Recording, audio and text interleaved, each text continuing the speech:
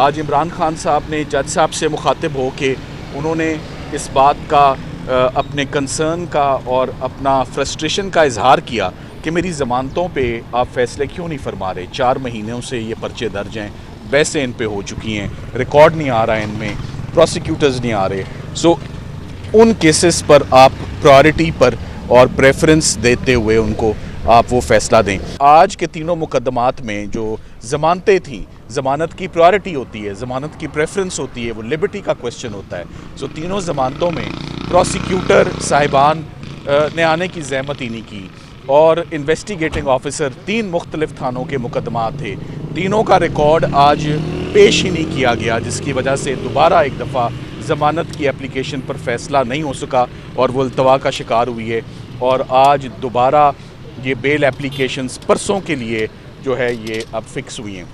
ساتھ ہی ساتھ سائفر میں آج کی ڈیولپمنٹ یہی ہے کہ آج سائفر کیس میں جج صاحب کو بتایا گیا ہے کہ آج ڈویژنل بینچ دوبارہ اس کیس کی سماعت 11 بجے کے بعد شروع کرے گا اور اس میں سٹے ابھی تک فیلڈ میں ہے.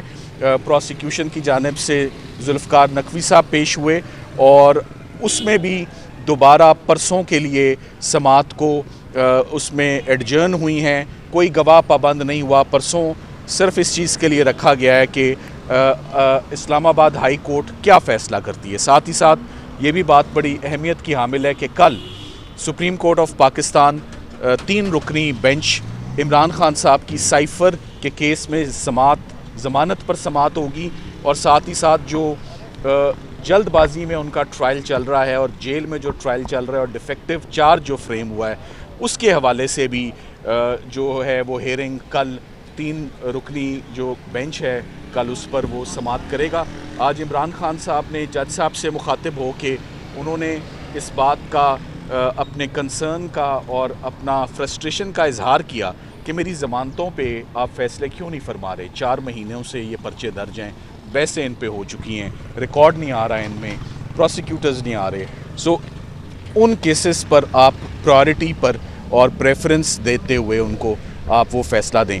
عمران خان صاحب نے آج ویسے انٹرنلی گفتگو کرتے ہوئے لیگل ٹیم میں بیرسٹر عمیر نیازی صاحب کو انہوں نے دوبارہ اپنی تمام لیگل ڈیسیجن میکنگ کا انچارج ہوللی سوللی ان کو مقرر کیا ہے کہ جو بھی انسٹرکشنز ہیں, ہم نے جس مقدمے کو بھی فائل کرنا ہے, جو بھی لیگل سٹیپ, عمران خان صاحب کی بہت جامع ایک لیگل ٹیم ہے, ان سب کو احکامات, ان سب کو ہدایت عمیر نیازی صاحب دیں گے. یہ بھی آج عمران خان صاحب نے کلیریفائی کیا ہے کہ فیوچر میں کوئی بھی ایسا سٹیپ نہ اٹھایا جائے جو انچارج لیگل ہیڈ کے نالج نوٹس میں نہ ہو.